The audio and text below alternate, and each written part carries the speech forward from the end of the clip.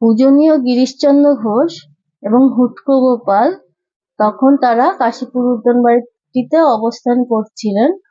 তো সেই সময় তো ঠাকুরের শেষ অসুখের সময়, তো তারা ঠাকুরের সেবা শুশ্রূষার জন্য সকলে অবস্থান করছিলেন। এই সময় একটি ঘটনা ঘটেছিল, এটি পূজনীয় গিরিশচন্দ্র ঘোষ এবং হুটকো ভাই মহেন্দ্রলাল দত্তকে শুনিয়েছিলেন।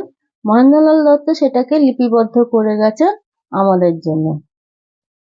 ঘটনাটি ছিল এরকম, ঠাকুরকে চিকিৎসা করতে আসতেন একজন বয়স্ক ডাক্তার, তার নাম ছিল মহেন্দ্রলাল সরকার। সরকার আসতেন ঠাকুরের চিকিৎসার জন্য। প্রথমে তিনি এসে ঠাকুরকে চিকিৎসা করে নিতেন, তারপরে তিনি গিরিশ ঘোষের সঙ্গে নানা বিষয়ে তর্ক বিতর্ক করতেন এবং নরেন্দ্রনাথের সাথেও দর্শন শাস্ত্র নিয়ে তর্কাদি করতেন। তো এরকম একটি দিনে একটা দর্শন শাস্ত্র নিয়ে নরেন্দ্রনাথ এবং মহেন্দ্রলাল সরকারের মধ্যে প্রবল তর্ক চলছে।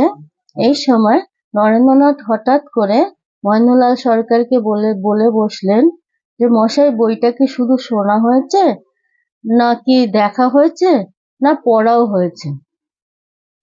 এই কথাটা শুনে মহেন্দ্রলাল সরকার চমকে গেলেন। তিনি আশ্চর্য হয়ে বললেন, কেন এই কথা বলছো? নরেন্দ্রনাথ তখন বললেন, বইটা কি পুরো আপনি পড়েছেন নাকি বইয়ের দু এক পাতা পড়েছেন না খানিকটা পড়েছেন? তখন মহেন্দ্রলাল সরকার স্বীকার করলেন, না, বইটা তিনি প্রথম ২-৪ পাতাই পড়েছেন।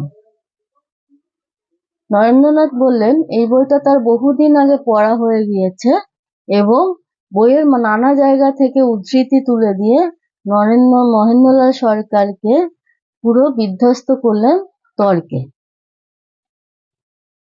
তর্কে পরাজিত হয়েও মহেন্দ্রলাল সরকার আশ্চর্য হয়ে গেলেন যে তিনি ছিলেন বয়স্ক, প্রবীণ এবং প্রগাঢ় পণ্ডিত, আর তার কাছে নরেন্দ্রনাথ দত্ত একটা অল্প বয়সী ছেলে, এবং সে কি করে এত অল্প বয়সে এত বই পড়ে ফেলেন।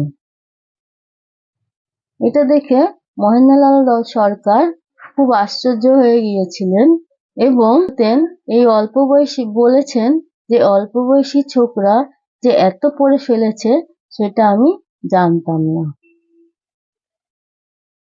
এই ঘটনাটি শুনে আপনাদের কেমন লাগলো সেটা কমেন্টে জানাবেন, আর সকলে খুব খুব খুব ভালো থাকবেন।